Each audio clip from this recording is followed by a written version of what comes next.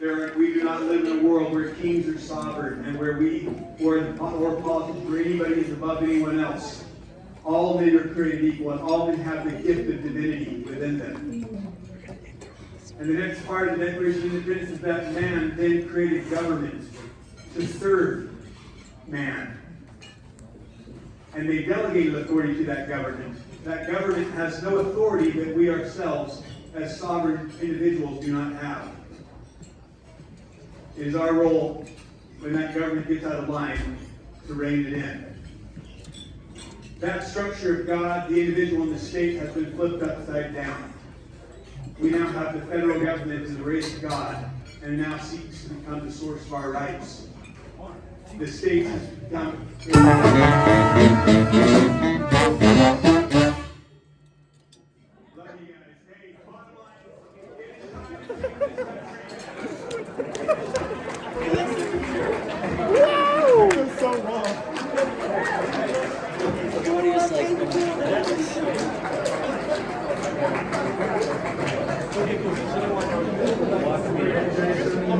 Let's pull some giant steps now. About the declaration.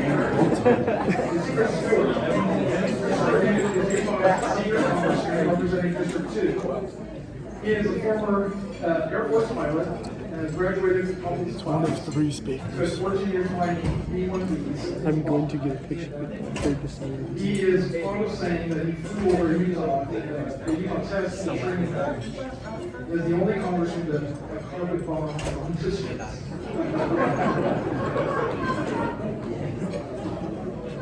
He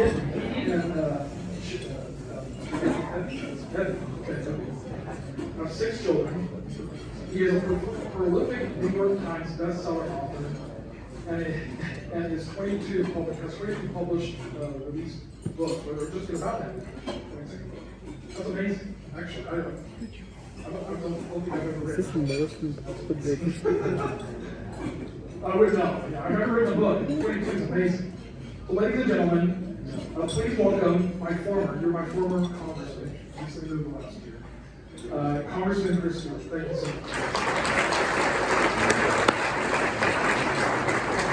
That did sound like I don't want the band to do that again, so I'm going to be really quick. In fact, one of the times when the introduction is actually longer than the speech. Chris, you did a wonderful job. Thank you. I flew in last night from D.C. and I was so glad to be home. Oh my gosh, my wife and I get to go skiing tomorrow. We're so blessed to live in Utah. But then I stand in front of these sharks. And I keep thinking Nancy Pelosi's going to swim by.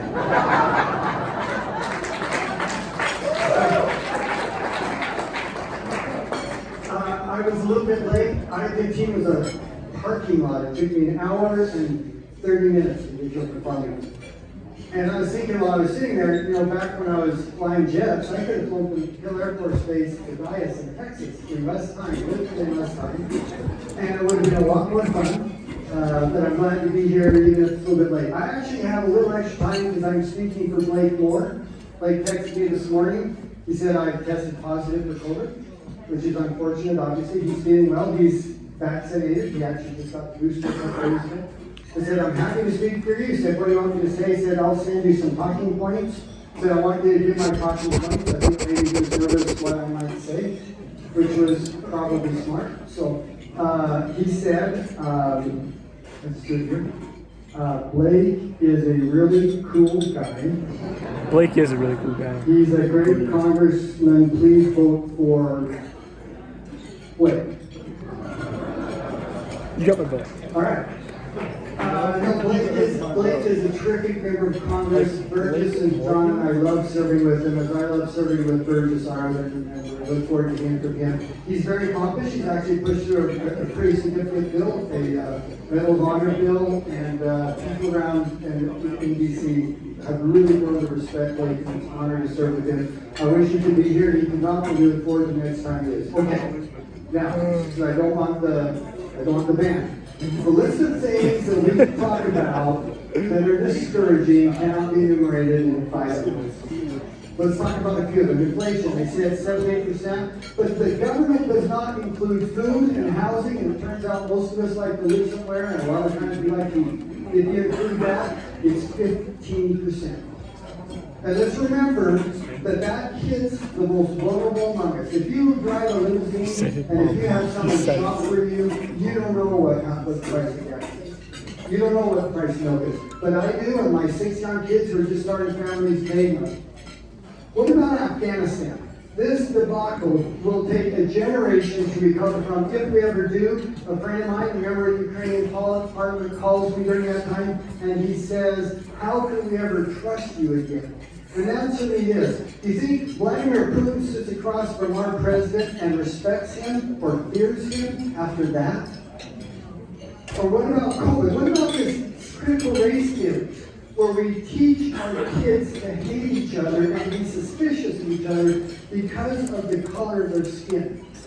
And then parents stand up and they're frightened by that. They love their kids, they want their kids to be protected from that, and this administration calls them domestic terrorists. Or the crime wave that we're seeing, which seems we're showing in 2020 in the defund the police. We could go on, I could go on, but we don't need to. But I want to end with this. Good news. There is always good news. And always hope. 1 year from now, Nancy Pelosi will not be the Speaker of the House.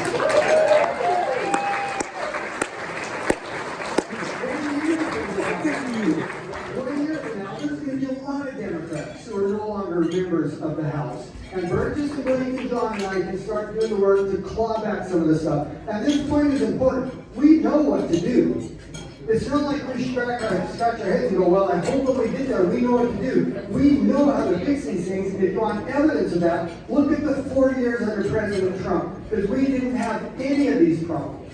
And we solved most of these problems. We know what to do if we are given the opportunity. I love the fact that the Republican Party is the party of the working man and the working woman. We are not the party of big tech. We're not the party of woke business. We are the party of American workers, and I love that transition. America.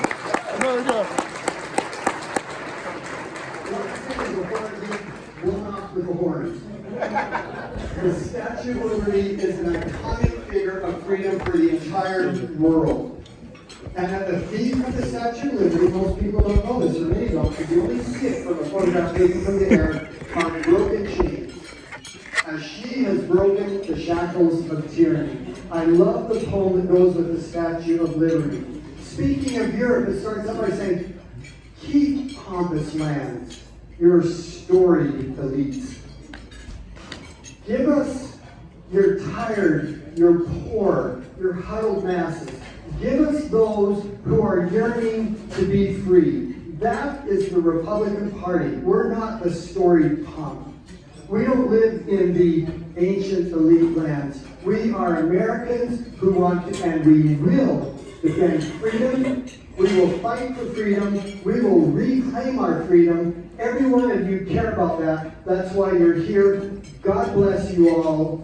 God bless, as always, the United States of America, the greatest gift God has ever given a man. Thank you.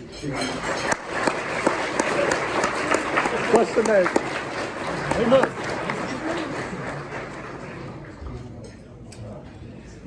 Thank you, Congressman Stewart. Appreciate your service to our country. Our next speaker, John Curtis, has been honored to represent the 3rd Congressional District for the last 4 years. He currently serves on the Energy and Commerce Committee, one of the most powerful committees in the U.S. House.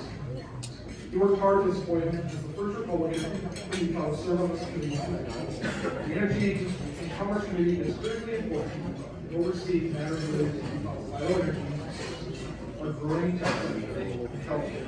John sits on all 3 of these subcommittees.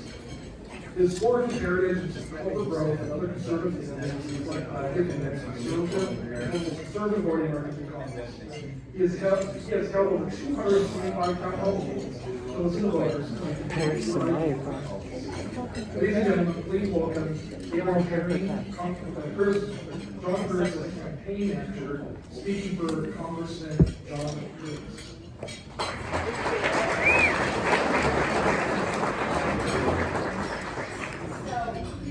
I'm sorry that Congressman Curtis couldn't be here this evening. He wanted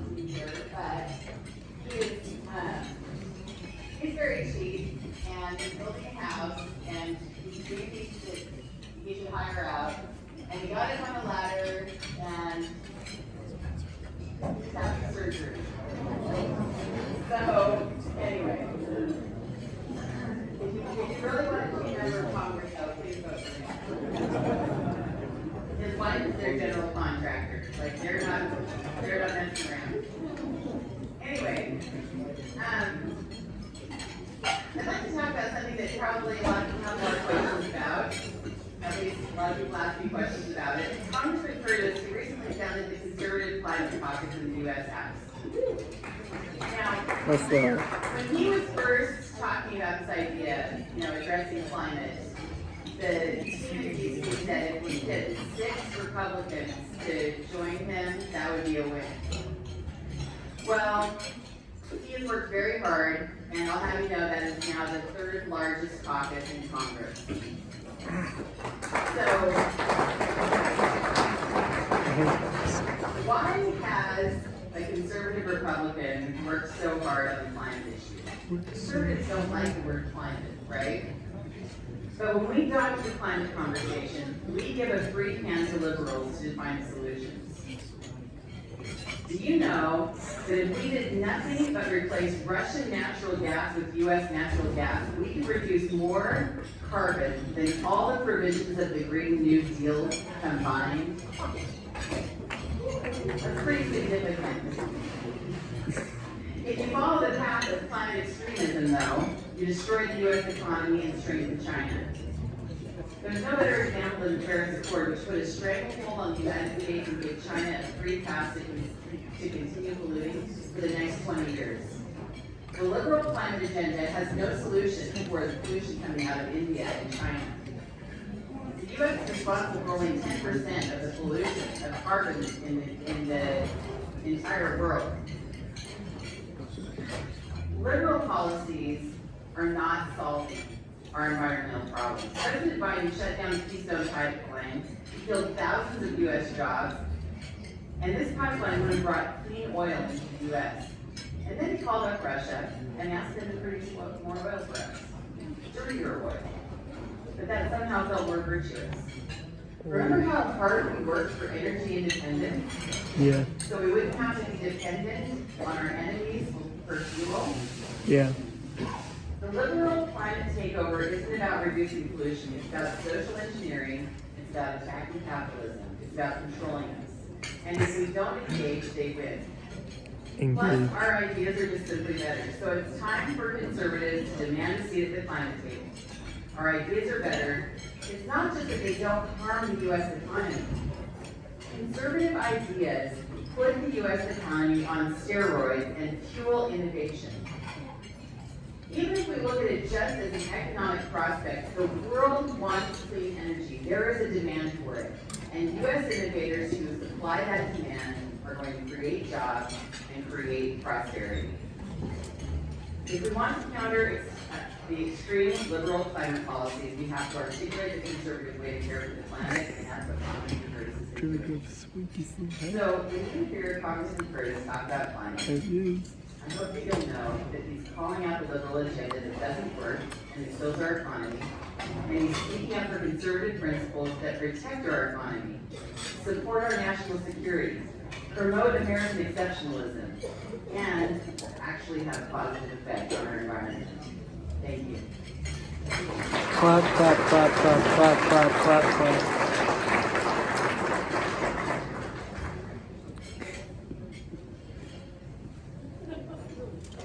Our next speaker, Burgess Owens, was raised in 1960s Deep South. We're in the area of Jim Crow, the KKK. Segregated yet successful black people, reflected in the efforts of a proud generation of patriotic, competitive, and women who worked hard to command respect of their fellow Americans.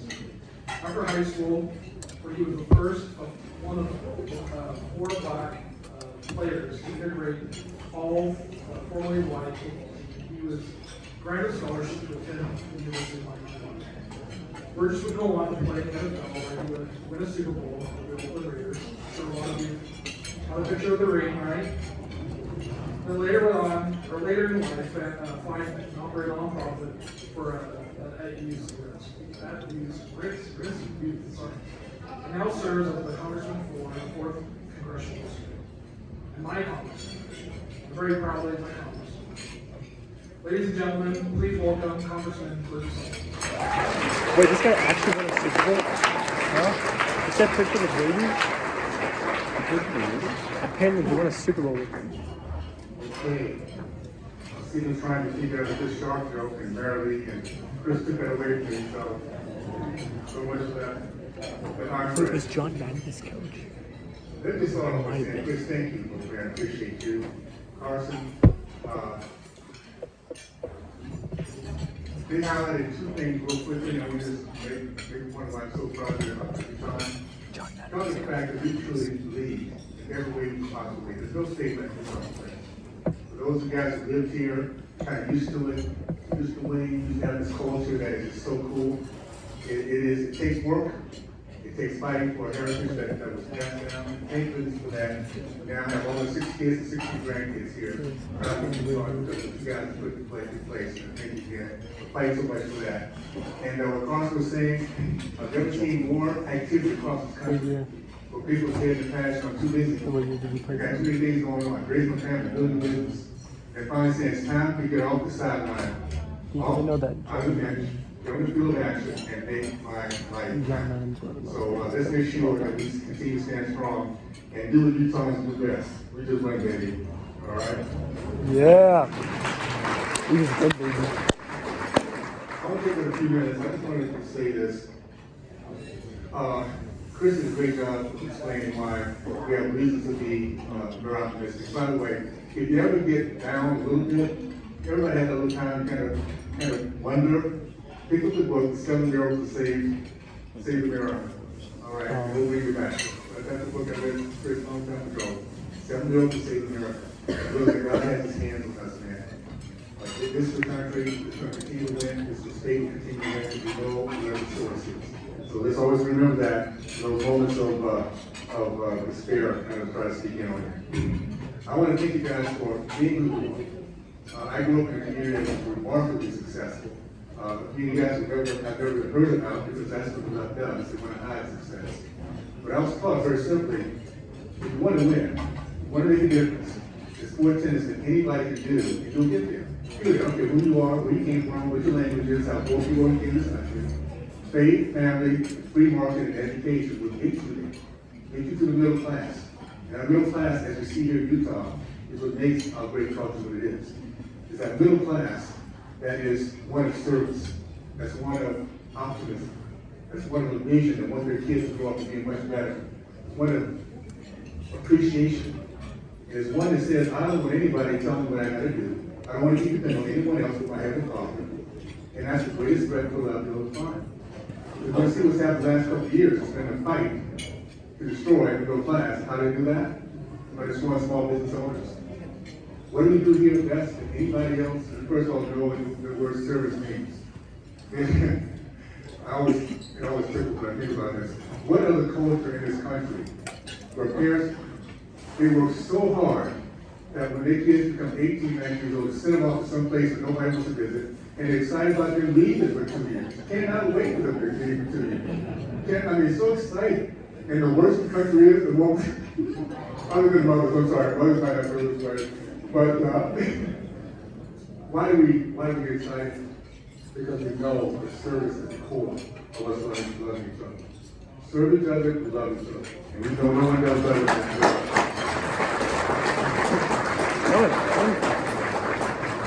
I forgot to get the start, but please let me know. I don't want the band, right? Let me know. Here's the upside. It's been a tough year. But I'll say this. As we started off the year last year, we were all kind of down because we lost the House, we lost the Senate, lost the presidency. And we didn't know what was going to happen. A year later, we realized that Americans across the board, Democrats, Independents, and Republicans, are realizing these guys are clueless. But now it's no longer hypothetical what Marxism looks like. We see in real time what it looks like, and Americans don't like it. We've never had a time where we can have more conversations across different party lines than we have today. So let's be a party that is patient. Those of our friends that are on the other side of the aisle, let's be the ones that have these civil conversations. Let's be the ones that we feel when the temperature's getting high, that we're the ones that turn off the conversation and come back another time. Because when people really want to know the truth, they want to have the trust that you can listen to them, and they don't have to build these conversations all the same time. We're in a position to do that. Because our party's winning, our ideals are winning, and we're moving forward with it. I'm going to leave you just a couple things. Why am I so excited?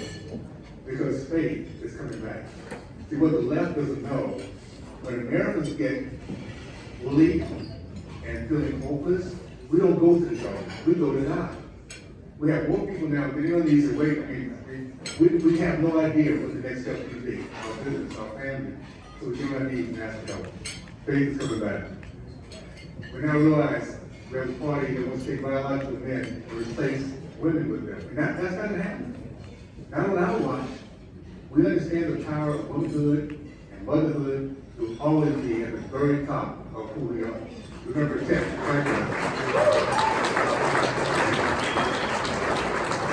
free market, we did it. 90% of business here in Utah, small business owners, we're the people who say, come into my location with a bad day, and I promise you're going to leave with a better day. Why don't you come back and tomorrow do the same thing? That's who we are. And we realize now that a lot of people did not understand this in high school or college, and they've been fired by these old companies. They realize I can't trust these old companies anymore. I'm going to find a way to be self-sufficient. So free market in the back of friends. We just have to make sure we put in place the right kind of regulations, big wing regulations that hampers that process. And last but not least, education. The left is so used to bullying people, they have no idea. The last thing they do is bully mama bear. You know what I'm saying? Mama bear.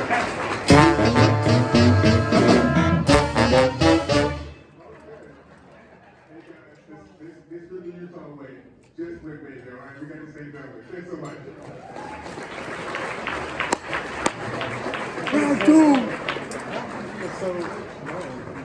I just want to echo what he has to say. Just be kind to each other. Sometimes, you know, politics can be very and very personal. Just take a moment to reflect who you are, I guess I just forgot to shut it where off. you're at. My wife, I think, doesn't think of that. I don't know.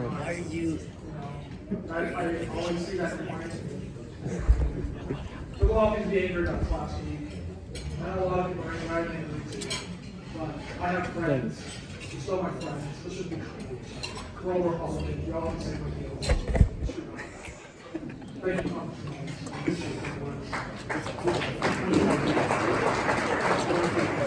Our next speaker is Andrew Bassett.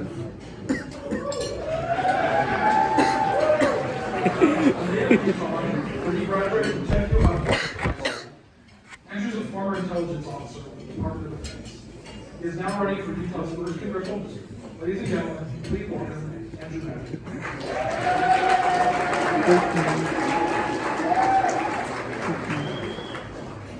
Good evening. It's great to be here tonight.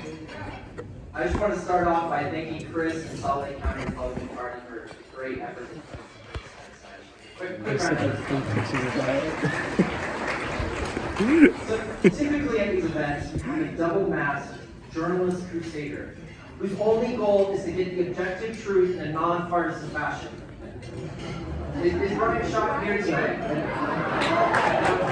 have to say, I don't be back here, but so I might get a mean tweet about that tomorrow.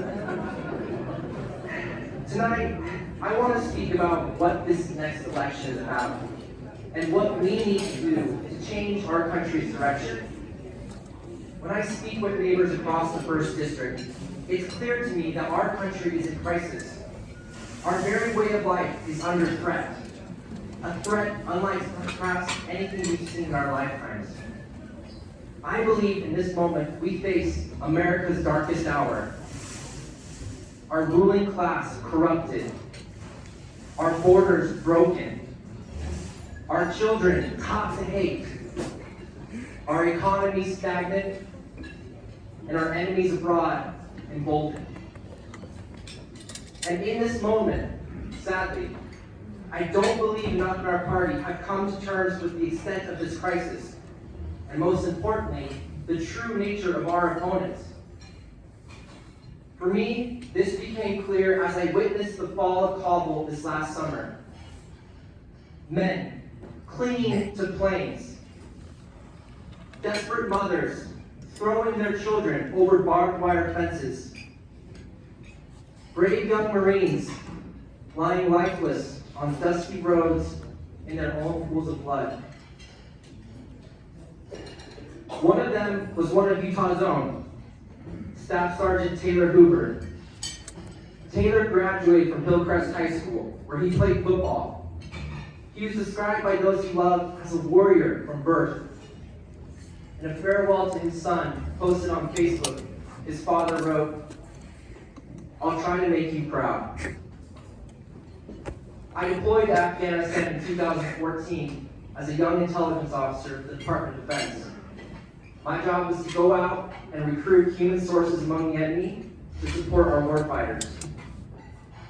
It was this event this past August which made it clear to me, unlike any other this year, that our country is being led by nothing less than a ship of fools in the White House. And with such incompetence at the helm, I love Brandon. And with such incompetence at the helm, it begs the question, can the America of today meet the rising threats from Russia, from China? A communist superpower intent on creating a new global order that will put America last. On this front, I believe the lessons from history are clear. In no small measure, the situation we find ourselves in today is due to the radicalization of the Democratic Party. A radicalization which places importance on tribal politics more than competence. Our friends on the left have been seduced by the destructive religion of wokeism, a belief in the power of man and government, not God, the aim of achieving utopia on earth, not heaven. Like cultural vandals of the past, they degrade, desecrate, and disregard the core tenets of our history, our cultural identity.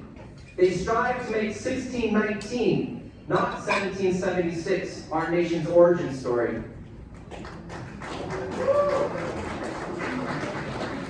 I have seen firsthand how detached from the rest of this country our so-called establishment has become.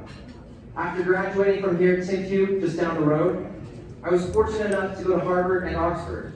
I later worked at both the Pentagon and McKinsey. I know what it's like to be a conservative outsider in the progressive lion den. My first job after college, however, was working as a ranch hand in Vernal. And it was there that I saw the remnants of the American spirit still alive. Rugged individualism, loyalty to community, respect for the divine, and grit in the face of adversity. What I believe this last year has shown is that these values are hard to find in places like LA, New York, and most notably, Washington, D.C. But it's not only on the left that these values are visibly absent. To many of us, it seems the GOP is intent on doing nothing more than waving the white flag. Some representatives vote to censure and impeach President Trump, but shudder when asked to take similar measures against President Biden. They likewise vote for the January 6th Commission. But where, might I ask, is there similar enthusiasm for commissions investigating the collapse of Afghanistan? Or Merrick Garland turning the FBI on concerned parents? Or General Mark Milley colluding with Chinese generals?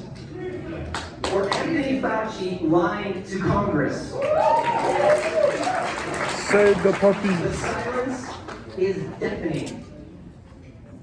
It is a silence born from the fact that too many conservatives allow the left to define what is acceptable political discourse, the so-called Overton window.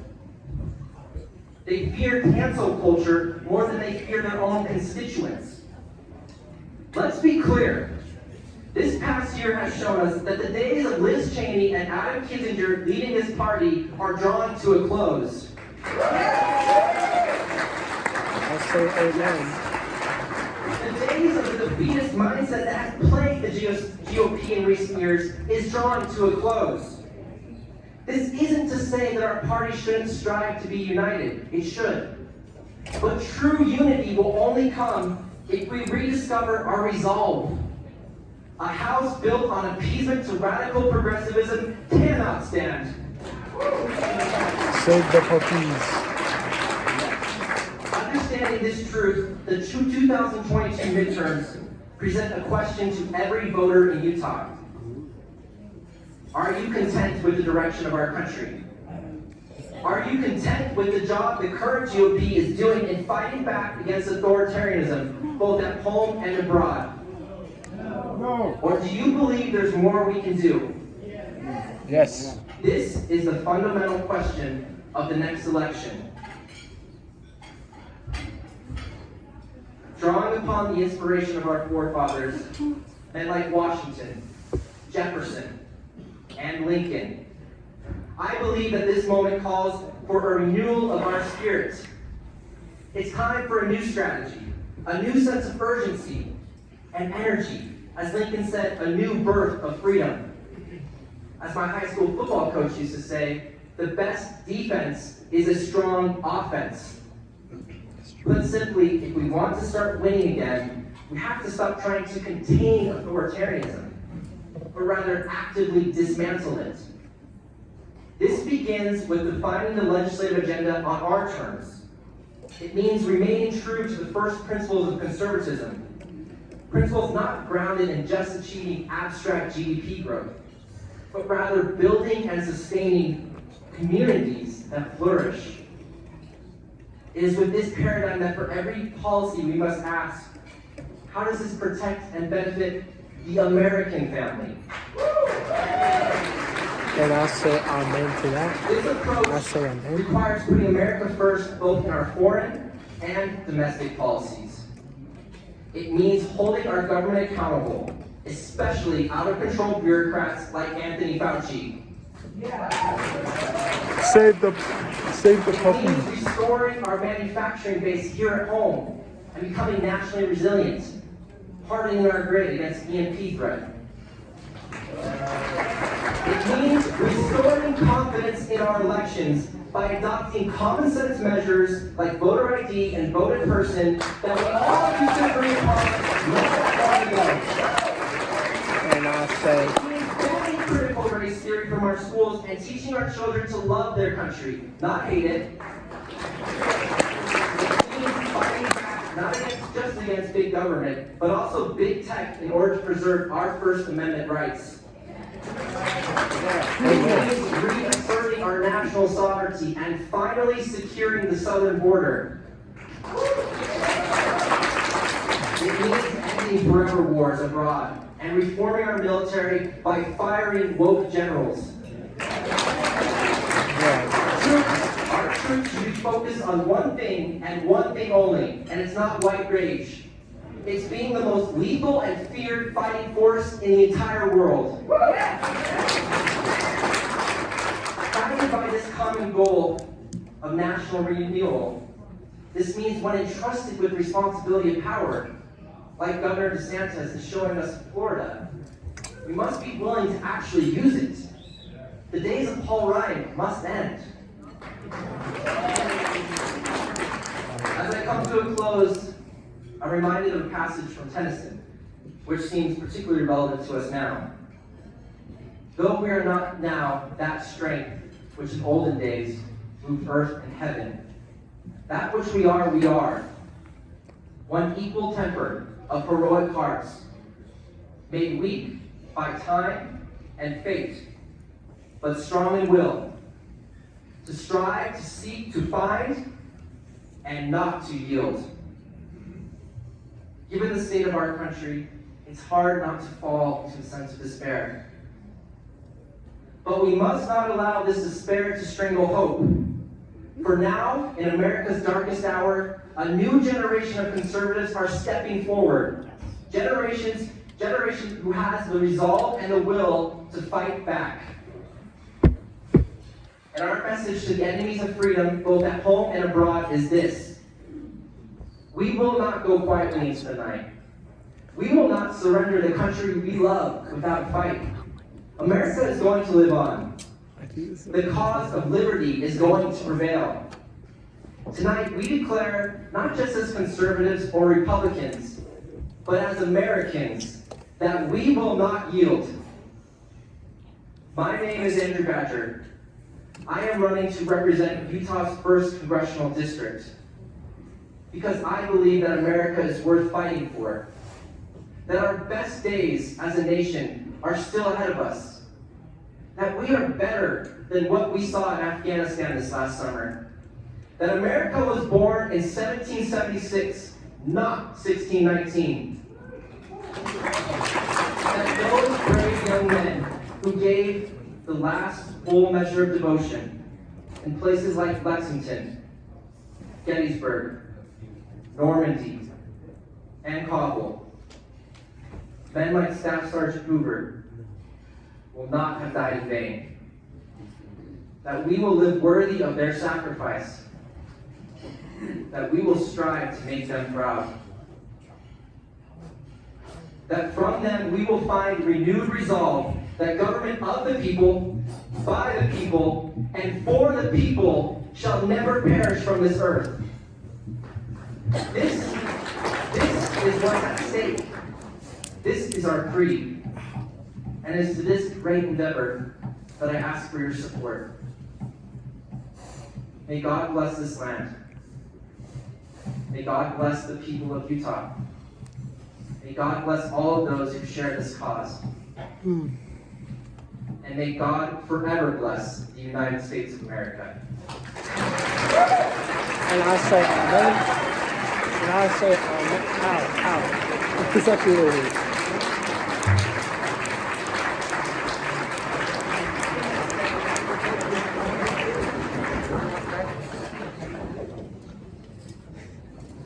Just want to echo a couple things real quick again. If you're not political or you don't get involved, try to get involved. Go up to your city council meetings. Buenas tardes, konbanwa, magandang gabi po, aloha. Problem one. Anyway, get up to your community meetings, get to know your representatives. That's where you start, you know? Just take the time. It's not hard work. It's listening, it's going to get involved. I would encourage that. That's how I started. That's why I'm here today. Anyway, our next speaker is Mike Reed. And Chris is queuing up the video with Mike right now. Mike was unable to attend tonight. I sent a letter to the guy. Mike was unable to attend tonight. He had some votes back east that he had to attend. So elected in 2010 as Utah's 16th senator, Mike Reed has spent his career defending the fundamental liberties of all Americans, advocating for America's founding constitutional principles. Lee graduated from Brigham Young University with a degree in political science and served as Utah's student body president his senior year. In fact, we have BYU's student body president here tonight.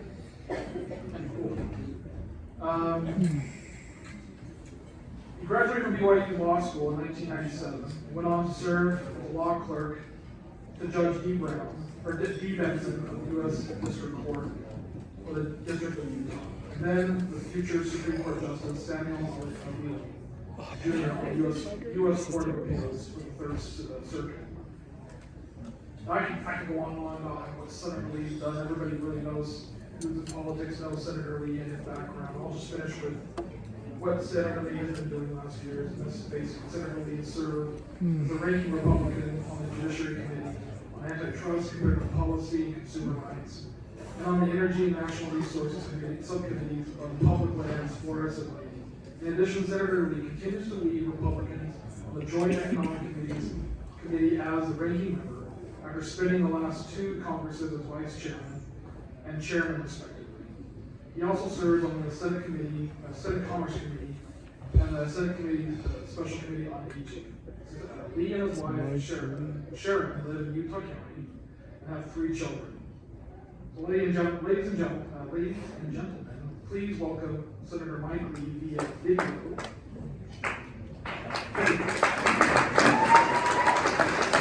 It's Mikey. Hello, Salt Lake County Republicans.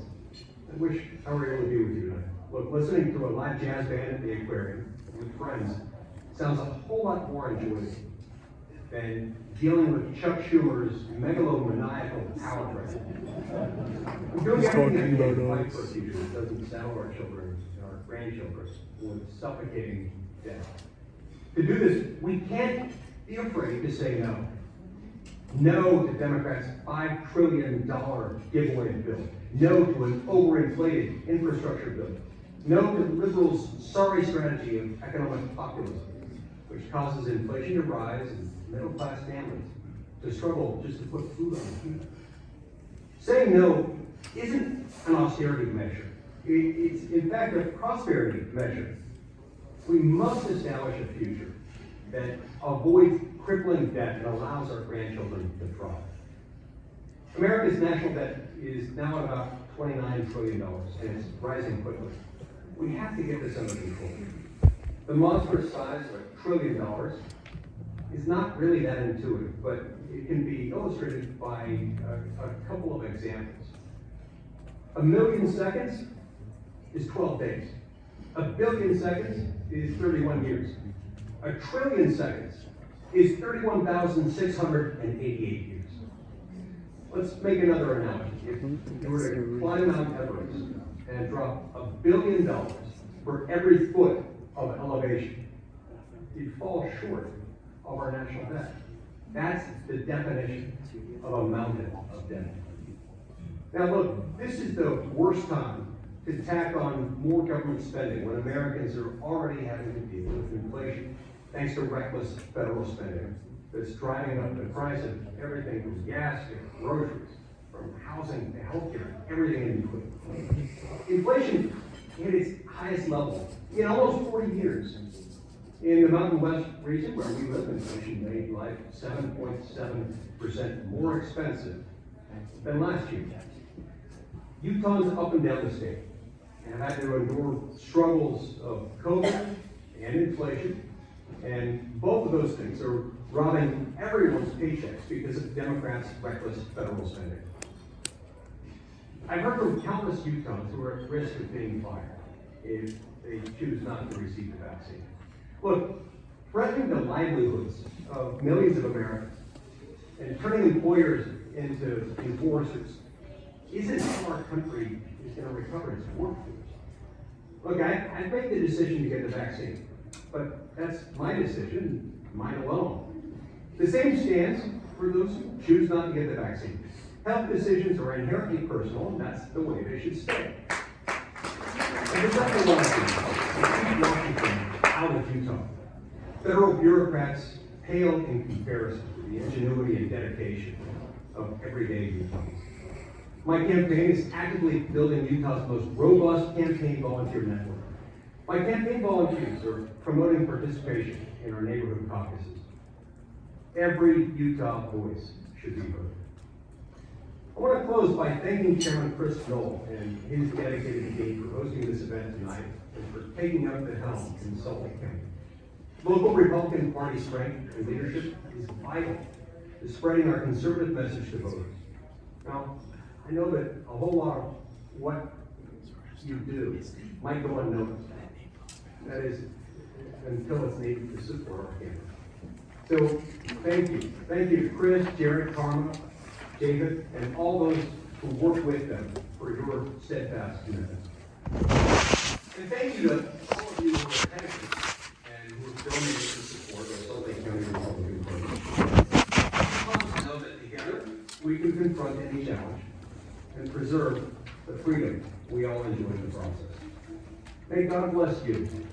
May God bless the great state of Utah and continue to watch over the United States of America. Thank you.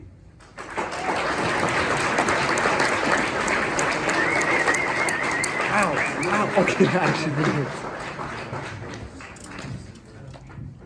I'm humbled by that.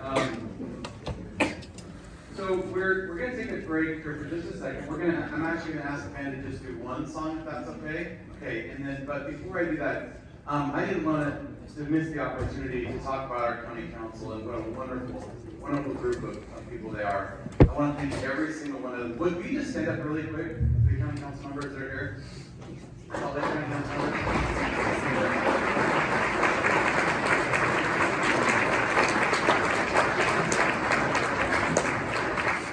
They have a really tough job, and there's some people here who make it even tougher, but we love them too. No, seriously, I mean it. They work really hard, and I really appreciate all they do.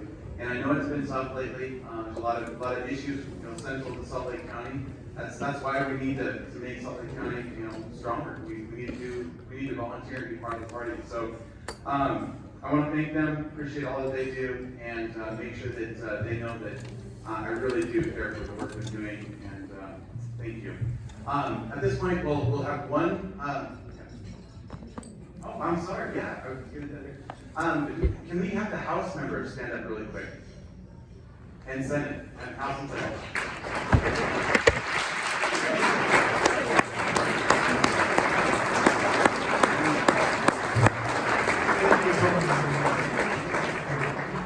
Thank you for all the work you do. It's been an amazing opportunity to get to know each of you, and you have worked so hard, and I look forward to working with you during this next step. So many things we're trying to get done, and you have all stepped up and taken some time with us to hear what we have to say, and we're trying to represent the party well when we speak with them. And so I have to call out President Adams. He's been amazing as well. I know he's not here, but. I don't know who that is. Okay, Treasurer Oaks. And John Dougal. Okay, sorry, yeah, please stand up. I apologize. Yeah. Okay. Thank you. The other elected officials that I am not thinking of, I apologize, I didn't plan this. This is the new guy. What's that? City councils, yeah. Chris Stavros, where's Chris Stavros? Colomar, did you stand up? Okay, there's so many good people in this room. Let's just give them all a round of applause.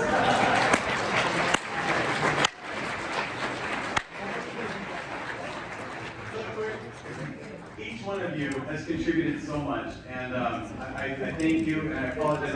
Look, I'm the new guy, so I don't have the script that I'm supposed to have to do all this stuff. I just wing it. So I hope you guys can appreciate that. But anyway, thank you so much. And let's go ahead and have the band give us one song, and then we're going to go into the final speaker, our keynote speaker. 1, 2, 3.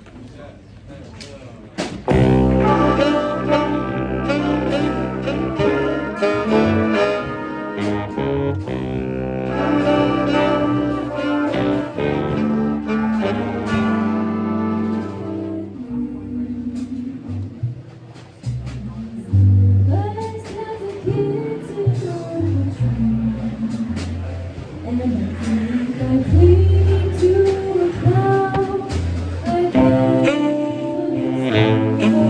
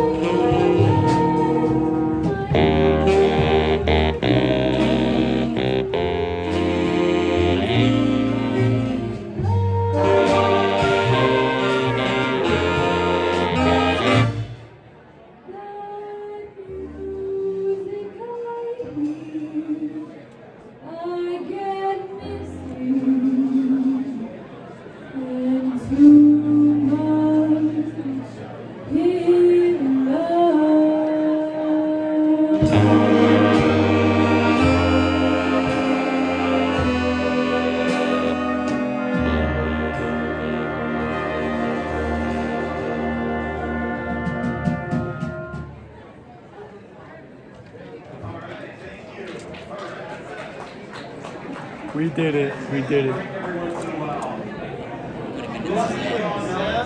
51. And we're going to get started. Before, how do you do that? You whistle? I know, I had Sean one time come up and do some kind of dance or something. It was awesome. Yeah, there you go. There's one more speaker. Let's have a seat. All right, before we bring our same top for us here on stage to discuss this week's incredibly important SCOTUS decision and other issues of the day, there's someone special in the audience that I'd like to share the podium with tonight who's asked to share her story about the Attorney General and his office team. We have Angela Peterson here with us. Why don't you come on to the podium? I'd like you to talk a little bit about your experience with Sean and with this team. And before he gets started, tell us a little bit about your experience with them and why you're here. I'm kidding. Thank you. I'm extremely happy to be here. So if any of you are wondering, I'm here tonight to let you know the Attorney General is not only the state's top prosecutor and the last line of defense against federal overreach, but also an invaluable legal diplomat with a conscience that defies that of a typical politician. My family was headed to Rocky Point, Mexico. That was just this last November for a Thanksgiving beach vacation. My husband was driving our truck and trailer with motorcycles. He had his handgun in his truck. He legally owned it and he carried it in his truck as a precaution. However, when he finally noticed a small sign at the Sonoya border warning against bringing guns over the border, there was no way to turn around or back up. He was arrested with my son and my son's wife. Our family was terrified. We did not know what was going to happen. After 3 days, I was able to get my daughter-in-law out with some help, but my husband and son were charged with 4 felonies each. They were taken to the Mexico federal prison, and they were faced with 3.5 to 7 years prison. I spent 2 weeks making phone calls trying to get help and reaching out to Utah's federal delegation. I was told by one in Utah's federal caucus that they could help, but then later they advised, I was advised by this person, we would need a high-powered attorney. The dubious charges were severe. I had no luck for 2 weeks. Our friend of a friend, Greg Miller, suggested contacting the Utah Attorney General Sean Reyes. He was knowing that he had substantive experience working with Mexican diplomats, AGs, and legislatures from across the country. I received a phone call the same day from his deputy chief of staff. He assured me that they would and could help, using both diplomatic and legal prowess. AG Reyes assured me that I mattered as a Utah resident. Several calls later, including a direct discussion with Sonora Attorney General Claudia Contreras, district attorney and governor. We started to make quick progress. While I felt bad that we were taking time away from Attorney General Reyes and his office staff, I realized his campaign tagline. My door is always open. It wasn't just a line, it was authentic. I was appreciative of how concerned and instrumental Attorney General Reyes and his deputy chief of staff, Tisan Munoz, were in helping me get my husband and my son out of prison. Time was of the essence. I knew my boys were doing well in the Mexican federal prison. Attorney General Reyes truly exemplifies the Salt Lake County GOP mission statement. Affirm the infinite worth of all individuals and seek the best possible quality of life for all. He and his office cared enough to act. They cared about Utahns who they had never met before.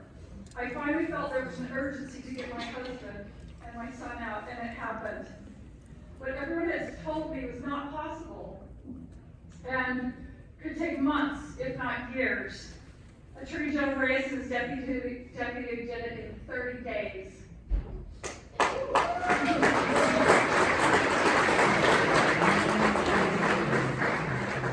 crossed the borders of the U.S. on December 21st, just in time for Christmas. I'll never forget what Sean did for me and my family. He helped bring my boys back into the rule of law. Into the rule of law and confines of the United States. And tonight I'm sitting here truly grateful with my husband, Philip Peterson, my firstborn son, Cash, and my daughter-in-law, Carly Peterson. I told my husband, Sean Reyes moved mountains for our family. And he said, no, he didn't. He moved nations.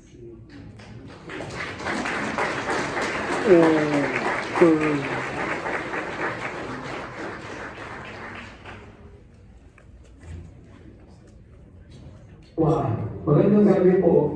Aloha and good evening. I'm Utah Attorney General Sean Reyes.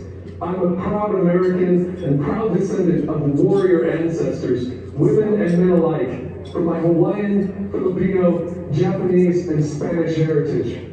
My father demonstrated his warrior spirit over 50 years ago, fighting a dictator in his homeland, the Philippines. Barely escaping with his life, he started anew in America. He arrived with nothing but faith, determination, and the willingness to work hard. He lived the American dream, building businesses, a family, and seeing me become Utah's first minority statewide elected official. Today, I channel my warrior roots by battling human trafficking.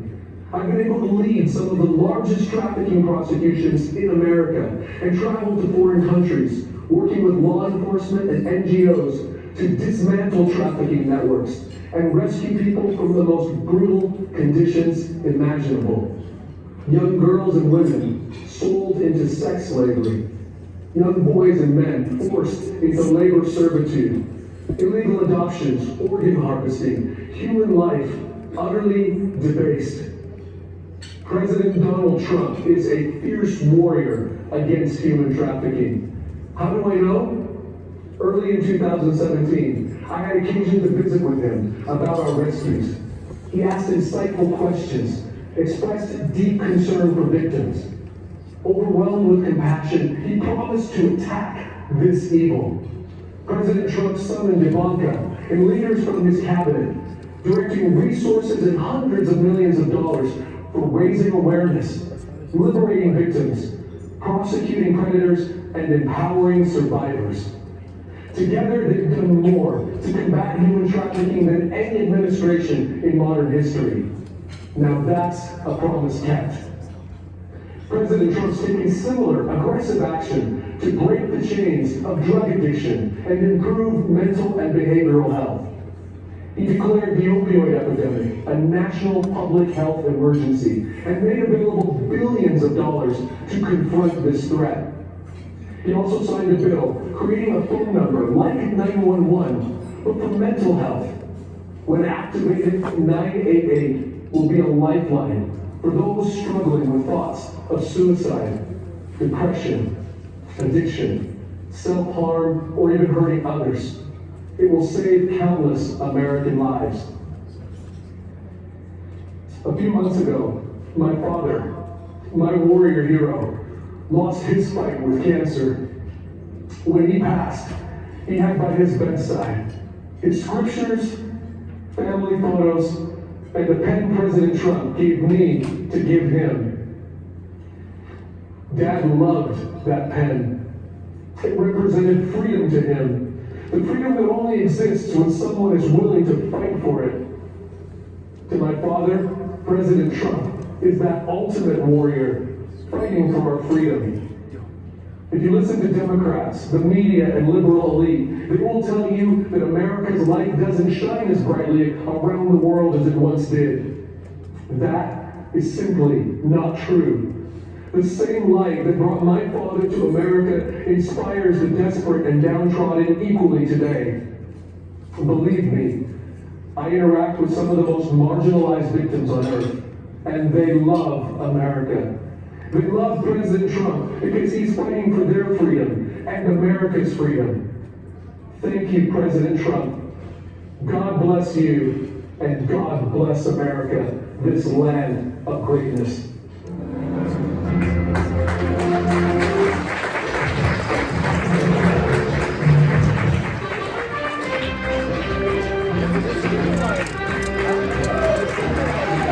They do my job.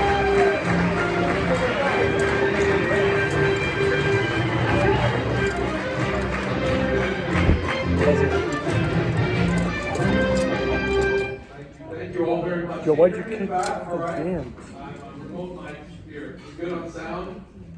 Terrific. I appreciate all of you. Thank you for staying. First of all, for those of you who are new to these types of events, we're actually ahead of time. Sometimes these things go far into the night. I was reminiscing with Chris Stewart when we were both first running in 2012. There were almost 80 candidates in different positions. So you would draw a lot. You might get 77. You know, 7 hours later it would be your turn. The dinners would go 8 hours long. Chris has only given me half of that amount of time tonight, so I'll try to make sure I fit everything in. Is this mic better? All right. Let me get your vote. Thank you, Chris. Chris Knoll, you're great Salt Lake County GOP chair, Amy, and your entire team. I know we get a lot of It's official. The spikes are going to You missed it. Not very many people are willing to stand in this region. You are. Also, thank you to our terrific state party chair, Carson Jorgensen, who's still here with us there. Thank you, Mr. Chair, for standing up for us. Representing Utah, we have the coolest sheep herder county chair in the nation. So state party, excuse me, I demoted him for a second. I don't know if all of the sharp jokes have been already used up today. Marilee talked about lawyers, that was appropriate.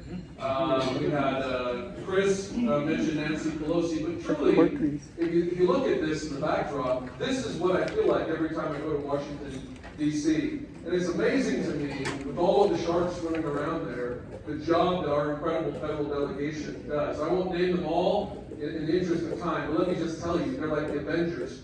They're superheroes, they put on their capes and they fight for us every single day there in Washington, D.C., swimming amongst the sharks. It's ironic to me that they're more afraid of a band back here ringing them up than all the battles that they fight there. But terrific. And then at the state level, I'm losing the fight here with this. I don't know where, I may just take this out. And at the state level, incredible colleagues that I have in the executive branch, the legislature, so many here in the county, city level. Thank you all for your service to the party and to our great state and to our nation. A little bit about that. I appreciated them showing that. Taking a little bit of my time there. RNC speech from 2020. Some of you might not have seen that before. A little context, it was sort of last minute. I was on the campaign trail in 2020 for President Trump. I was putting in my 70 hours a week here, defending the laws and the citizens of Utah, running for re-election myself, and then out across the country speaking in different cities. And I was speaking in Georgia, with the next day going to Pennsylvania. When I got a call, I was actually watching the Republican National Convention. Like many of you, it was day 2 when Burgess Owens had spoken. I was so proud of him, our incredible congressman. And I'm watching, and I get a call from the White House. Voice on the other side says, "Sean, the boss wants you to speak." And I said, "I am. I spoke all day today in Georgia. Tomorrow I am at a coal mining facility, and I'm speaking all day in Pennsylvania." He said, no, we want you to speak. I'm thinking, I said, "Well, what part did you not understand?" "I am speaking." No. "We want you to speak at the RNC." And I said, "The thing I'm watching on TV right now, it's Tuesday night. How many more nights are there?" He said, 2 more nights.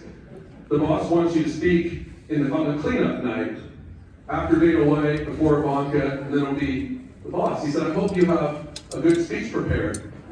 And I said, "No, I'm speechless." But literally, I have nothing. I don't walk around with a speech in case somebody calls me. Everybody else, Burgess didn't validate. The U.S. had months of advance notice. You prepared. You had great speech writers. And he said, "Well, I know you do all right. You're Mormon. You guys speak since you're small, right? In that secondary thing or whatever." I said, "Primary? Yeah, that's it. That's it." So I still did the speeches in Pennsylvania the next day, flew out Thursday morning and taped that. And a little more of background. I wrote the speech while I was with my hard hat and the coal miners, sent it in expecting them to fully rewrite it. They didn't. They changed a couple of words. They swapped out scripture for Book of Mormon and a few other little minor tweaks. And then I was there all of a sudden, stand on the stage, cavernous room, 10 times bigger than this, with nobody in it. Just me, a microphone, and a teleprompter about a football field away. It's a large one, but it's still hard to see. And I said, "Hey, can I do a run through?" And they said, "Oh yeah, no problem. The guy before you did 5 takes, so take as many as you like." So I'm thinking in my head, let me just read through it one time, kind of get the cadence, the rhythm, and then I'll be ready to go. So that's what I did. Started to read. By about halfway through, I'm feeling better. And then at the end, I'm like, all right, I've got this. So I finish, and I tell them, "Hey guys, let's roll it." So they said, "Okay, I'm getting ready to walk out again." And all of a sudden they said, "General," that's what they call me, by the way. I didn't choose that. That's just the protocol. I'm an attorney general. And they said, "Hey, don't leave quite yet." "Okay, no, actually, you're good. The truck said that's a wrap. We're done." And I said, "But I haven't actually given the speech yet. I just read through it." They're like, "No, the producer really loved it. We're going with it." They said, No. These people promised me a minimum of like 5 takes if I wanted to. I'm a lawyer, detrimental reliance, all sorts of different legal theories. They said you can stand up there and argue the Constitution all day if you want. You're not going to win over the producer. Thanks, you're good. I was kind of devastated. I didn't get to really give what I felt was an A+ speech, but had to trust my wife. Said, "You know what? Lord works in mysterious ways. Hopefully it'll work out." And then later on that night, we were on the South Lawn. President Stuart Adams, Speaker Brett Wilson, a number of us together watching with President Trump all of these speeches. And then all of a sudden, after the president of UFC, Dana White, finished his speech, that popped up that you just saw, and I was floored. Within a few minutes, my phone was burning with texts and WhatsApps and emails and things from around the world. And I just want to say, it was a highlight moment of my life to be able to represent all of you, the great state of Utah. I'm so proud of this state. I wasn't born here. I didn't grow up here. Hawaii and California. There's a reason I'm here. And I'm so proud of what we stand for. And it was pretty emotional having lost my hero, as you heard about my dad, to be able to talk about him and talk about President Trump. And both of them I considered great warriors. Final epilogue, and I know this, it was not in the notes here that my team prepared, but I think I want you to know this about President Trump. Some of you love President Trump, some of you didn't. That's perfectly fine. Many of you just don't know some of the things that went on and the human moments that we had. So fast forward a couple months after the speech, I was introducing President Trump in Las Vegas at a large event, like 40,000 people in Don Ahern's hangar. And in the back, after I had come down from introducing him, so now everybody's waiting for him to come out because I've done the introduction. He said, Sean, thanks. I didn't even have a chance to thank you for the speech at the RNC. Very, very moving. He had always checked on my dad. How's Buddy doing? My dad was battling cancer no matter where I saw the president. How's your dad doing? What can we do to help? You tell him to keep fighting. My dad, he vowed to be the longest hospice patient in the history of Kaiser Permanente in Southern California, so just so he could vote for the president. And I saw the president there and said, sir, actually, I thank you for acknowledging my speech. I appreciate that. But I've got a gift for you. You gave my dad a pen that I talked about. He had given me a pen to give to you, and I've been carrying it around for 3 months. And this might be the only chance I can give it to you. So please, on behalf of the Reyes family and my father, he admired you so much. Here's a pen. The president took it, and again, they're expecting him out there. The Secret Service staring daggers at me like, Reyes, right now? Are you serious? And the president took his time, and he thought about it, and he said, Sean, I can tell that this pen means a lot to you, and it means a lot to me. I'd like to do this. I'd like to give it back to you, and you can keep it as a family heirloom and pass it down. I thought, wow, how cool is that? Thank you, sir. And I was about to walk away, and then like the ghost of my dad kicked me in the head and said, that's not what I intended. I wanted him to have it. I said, well, he did for a second. No, give it back to him. So now he's turned, he's walking up the stairs. I say, sir, hold on just 1 second. You know what? I think my dad really wanted you to have it. And I know that there is a warehouse the size of 7 Costco's where you put all the tchotchkes that people hand to you all the time. And I know it's going to go there. I don't care. I just want to be able to fulfill my duty as a son and give it to you. And he took it and said, Sean, that is so meaningful. I am going to put this pen on my desk. And this pen will sit on the resolute desk of the United States as long as I am president of this country. And I was so floored. Now, he was in a very Trumpian way. He said, for the next 10 years, like he was going to be president for the next 10 years. But what a cool moment. What an amazing interchange. No one will ever hear about it except here tonight. But then a couple months after that, after the election results had come in, and he was literally cleaning out his desk, he had summoned many of us to come in that we had worked with.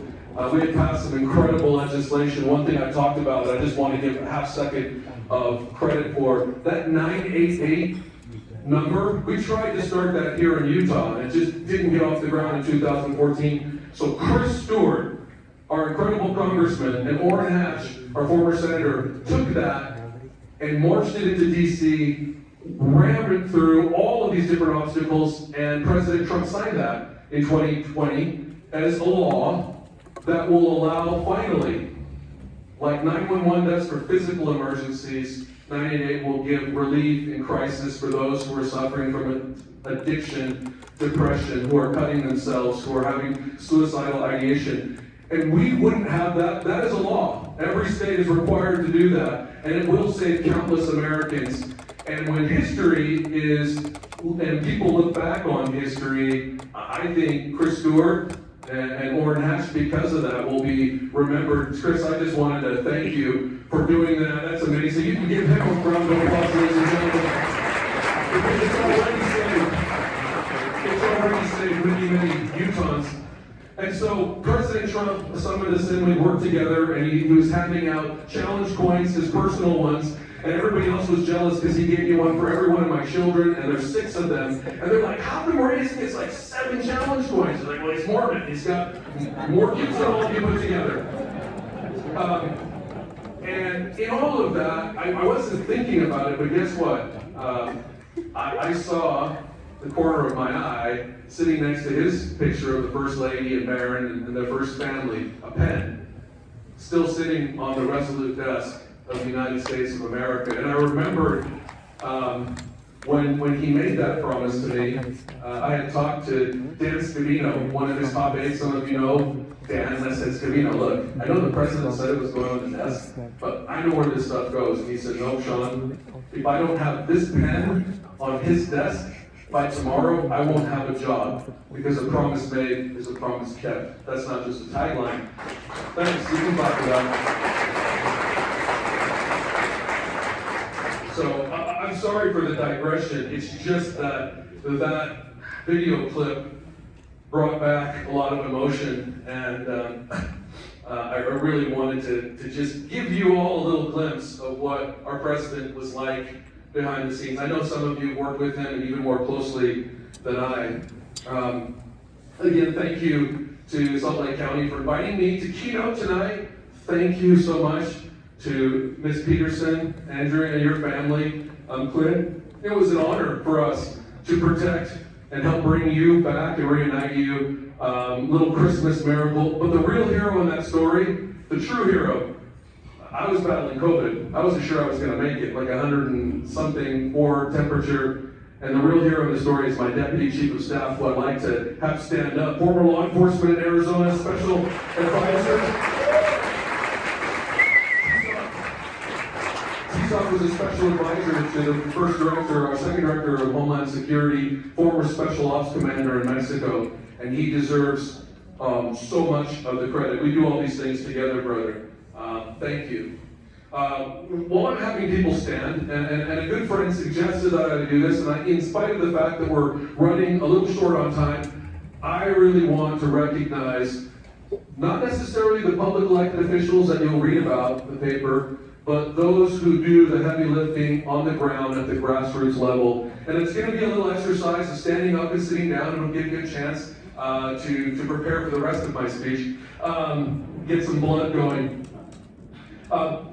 All of you who truly stand up for conservative values here in our state, fighting against the threats of cancel culture and wokeness and socialism and so many other things that our great candidates and public office holders have already spoken about tonight. So let me do this exercise. I'm going to ask you to hold your applause, though, until we've had everybody stand up and sit down.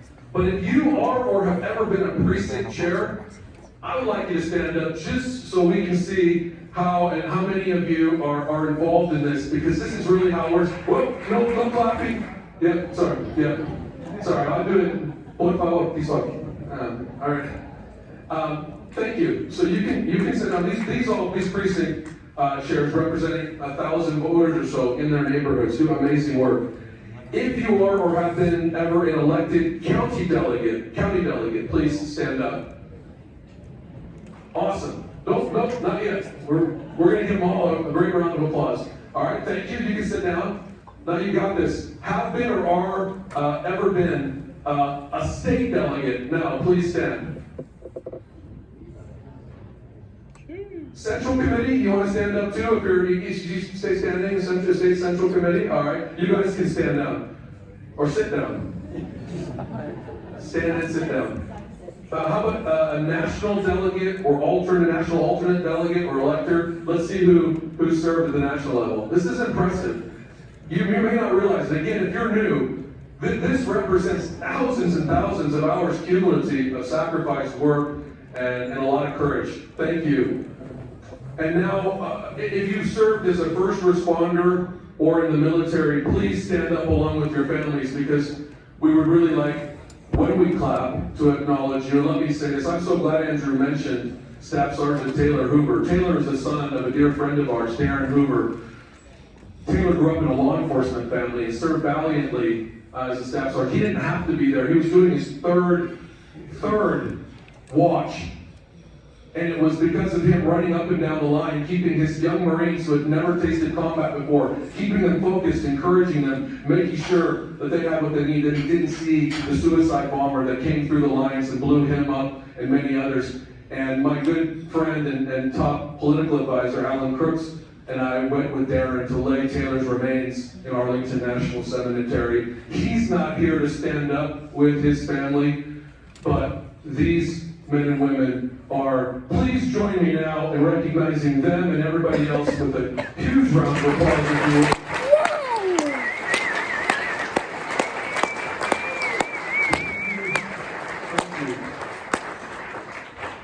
Ladies and gentlemen, these are fighters. These are rebels. Why do I call them rebels? You'll see in a minute. Some of you may know that I'm a uber geek. Speak at Comic Cons. I've got Marvel stuff and DC stuff all strewn through my office. I'm also a big Star Wars fan.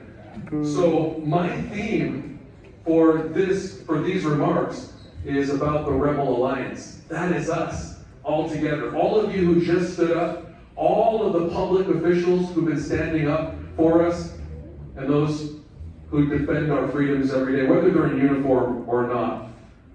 A long time ago, in a galaxy far, far away, a group of rebels formed a resistance to oppose the reign of an evil empire. Now, because I'm a Star Wars fan, you might think you know which rebels I'm talking about, but these are not the rebels that you're thinking of. These are not the droids that you're looking for, okay? These rebels, the original ones fighting the evil empire, lived 250 years ago. These rebels have recently been celebrated in the hit musical Hamilton, which I think is actually coming to Utah very soon.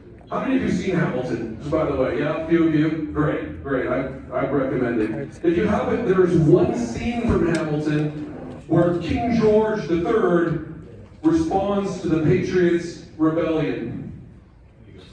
Now, I promised my team I would just read these lines and not sing them because that's not a talent that I have. And these are not in order. So those of you who are Hamilton fanatics, yes, I realize that I'm reading some of these a little bit out of order. But I think they're significant. The song, You'll Be Back, some of you know that song, You'll Be Back. These are the words from King George III about his subjects. You'll remember that you belong to me. I will send a fully armed battalion to remind you of my love. Because you're my favorite subject, my sweet, submissive subject. Now those rebels endured the tyranny of a king thousands of miles away who was losing patience with his subjects. The rebels joined together and the Continental Army put an end to that tyranny. And the Patriots created a government where a king would never rule them, a republic that would become unlike any other in history, a balance of federal and state sovereigns that was enshrined in a constitution, the Constitution of the United States of America, our beloved Constitution. Now imagine it, ladies and gentlemen, a tyrannical ruler, thousands of miles from here, losing patience with his subjects. Is any of that sounding just a little bit familiar? Using authority he does not have, treating citizens like subjects. President Biden has ordered multiple vaccine mandates. But fear not, with your support, the rebel patriot forces have joined together to push back against his tyranny. Yeah, you can clap for that.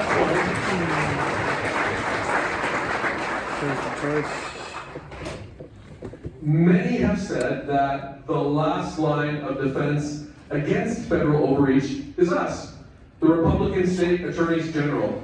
And we are fighting on all fronts to enforce the rule of law. I know because I'm the vice chair of our national coalition of 27 Republican attorneys general. Now, what is the rule of law? Here's a little bit of the civics lesson. The rule of law prevents a democracy from becoming a dictatorship.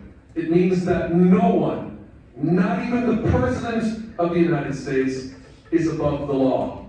It means that no matter how impatient a king may be with his subjects, whether an actual king in London 250 years ago, or someone just acting like a king in Washington, D.C. today, those kings, are subordinate to the people and the laws governing our nation.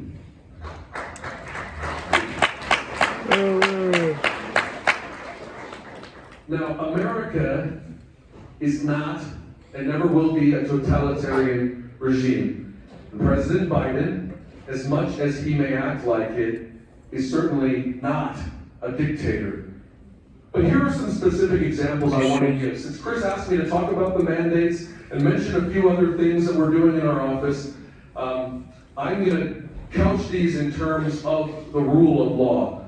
The rule of law means, ladies and gentlemen, that when the president ordered the Occupational Safety and Health Administration to require vaccinations or testing for any employer with over 100 employees, we hit them back so hard and fought.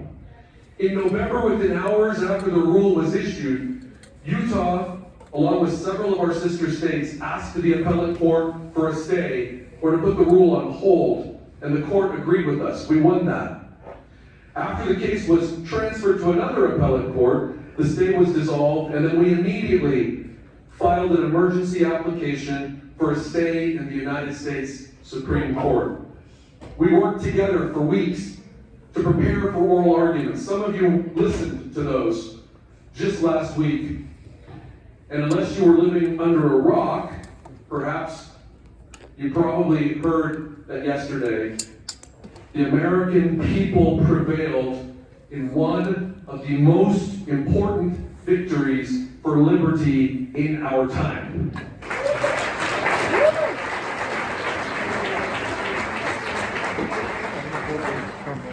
The Supreme Court agreed with the arguments that we put forward. Our arguments, state attorneys general made, granting a stay and effectively ending the government's case once and for all. Everyone, all of us, want the pandemic to end. But the government, this is so important, what so many people don't realize, the government cannot use unconstitutional means to try and do so.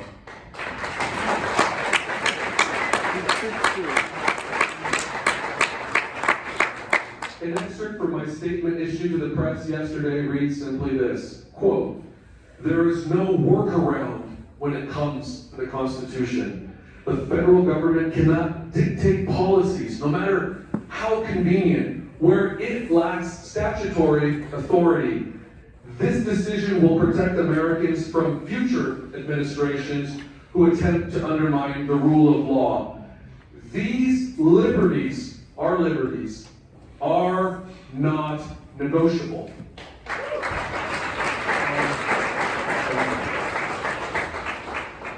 Now, sadly, the Supreme Court did not uphold a stay for the hardworking and dedicated healthcare workers whose services are funded through Medicare and Medicaid. Our deepest sympathies go out to them and their families. Our prayers go out to them and their families. They deserve to have the same protections from government coercion, but now they deserve it absolutely. But now they will be compelled to be vaccinated. Many won't. They'll quit or lose their jobs. And this threatens immediately access to care, particularly for our rural communities. You heard me talk about this on Road Arquette, perhaps, as you were driving in. Many of our rural hospitals cannot afford to have even a single one of those workers out of a job. And many of these clinics, I promise you, will be shut down as a result, leaving patients without care when they need it the most. Ladies and gentlemen, the rule of law also means that when the president required all federal contractor employees to be vaccinated, we immediately challenged him in court. Utah has many state and private businesses that are federal contractors, and these contracts value in the tens of millions of dollars. For current contractors, this means the loss of employees in a tight current market, but the mandate also threatens Utah with the loss of millions of dollars in future contracting opportunities. The court, thus far, has agreed with us, implementing a nationwide injunction. So we won again. So this mandate is currently not in effect. We are fighting this in the appellate court right now, and I'm confident that we are going to win there as well. Thank you. The rule of law additionally means that when the federal government requires toddlers, ladies and gentlemen, to wear masks and their preschool teachers in the Head Start program to be vaccinated, we push back hard.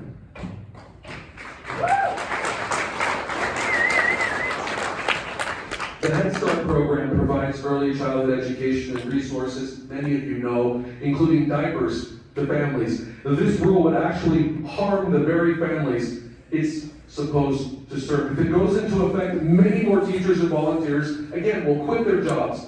It will cost jobs, but it will also end the programming. These services that cover so much of rural Utah, the San Pete counties, where our great share is from, these will be lost. We again joined forces with multiple states, and the court agreed with us to stop the rule from going into effect while we litigate. So we helped lead that. We stopped the Biden administration in their tracks on the Head Start program.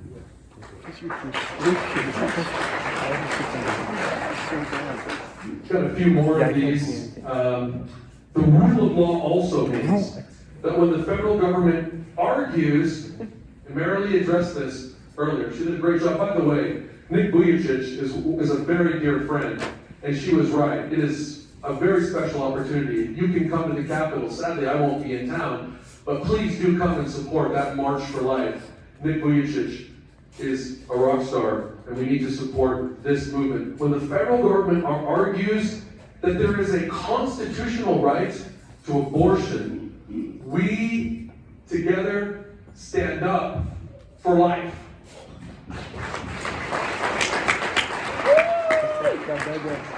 We are right now defending in court Utah's law, the one that Representative Acton championed.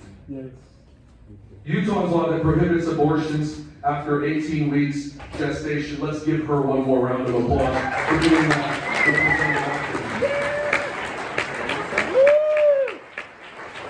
And Cheryl, you know this because we worked together on this. When Mississippi's law went to SCOTUS, went to the United States Supreme Court, we joined 24 other states asking that the court overrule Roe and overrule Casey. Thank you for your support again on that, Cheryl. I don't know what that even means. When the federal government wants to put your entire retirement savings at risk, we rise up and make our voices heard.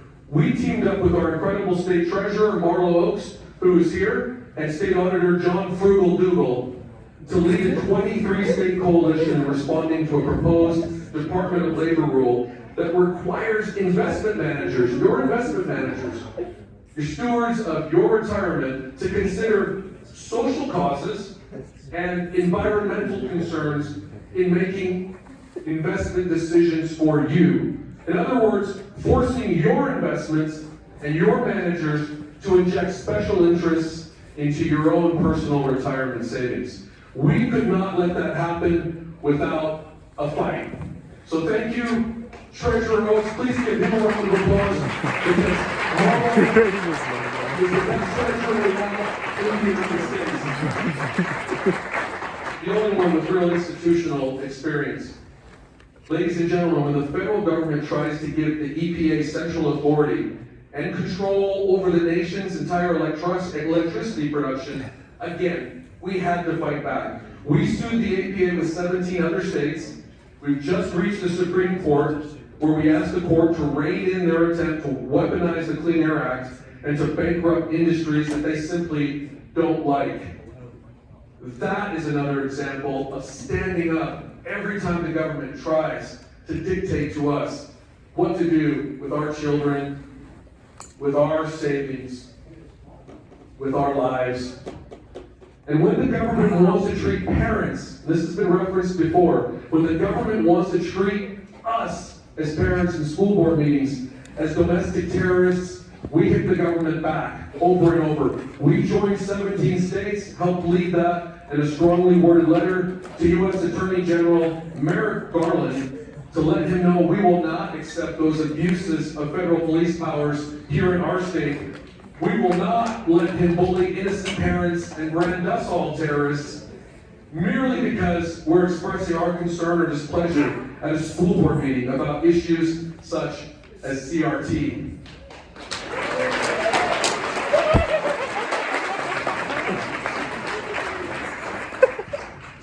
Okay, you know what? I did this speech at the Eagle Forum and blew through my time and still had like 2/3 of the cases that I hadn't even addressed.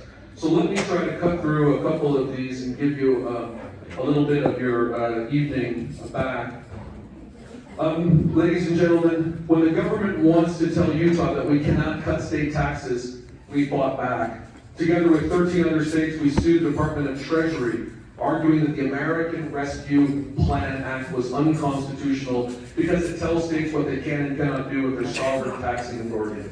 The law threatened over $100 million in tax cuts that the legislature had passed to help us, families, veterans, and Utah seniors living on a fixed income. We were successful. The court granted our motion to permanently enjoin the government from enforcing the law. Like so many other cases, we won, and we won resoundingly. When the federal government refuses to execute immigration laws and instead releases criminals back on the street, we always fight back. We helped lead 15 states supporting Texas and Louisiana's lawsuit against the Biden administration for brazenly disregarding the laws as written and jeopardizing the safety of all of our communities, allowing the border to become an open door to human traffickers, cartels, and enough fentanyl and carfentanyl. Listen to this, ladies and gentlemen. Enough to kill our entire country several times over. We fought back.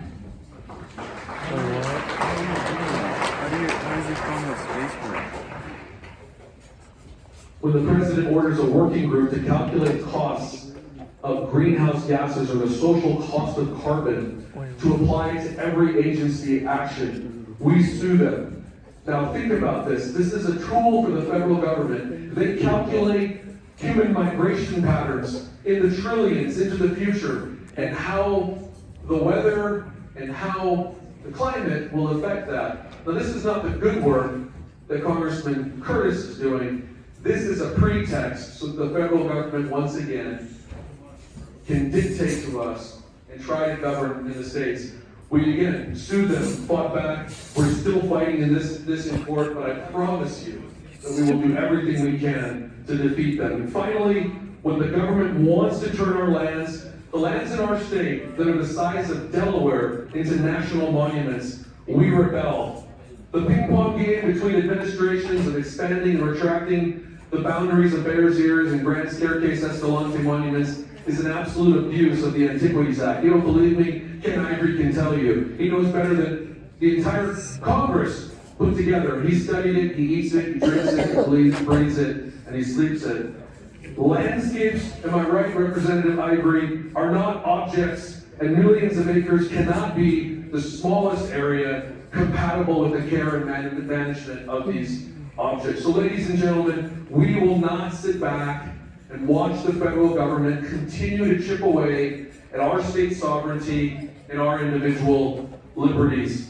To end where I began, let me reference a TV program called The Mandalorian. Any of you fans of Star Wars? I don't like The Mandalorian. There's a saying that they have amongst the Mandalorians. Anybody know what it is? Can you help me out? What is it? Yes, this is the way. Thank you. This is the way. The significance of that is that they will continue to fight against the tyranny of the empire. They'll do it with honor, and they'll do it in unity, together.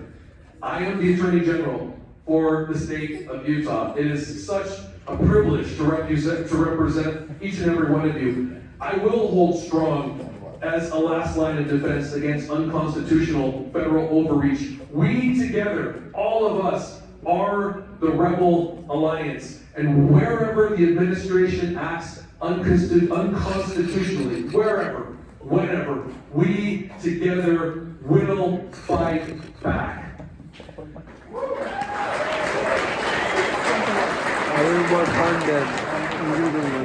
What the Mandalorian is saying, let's do it with honor.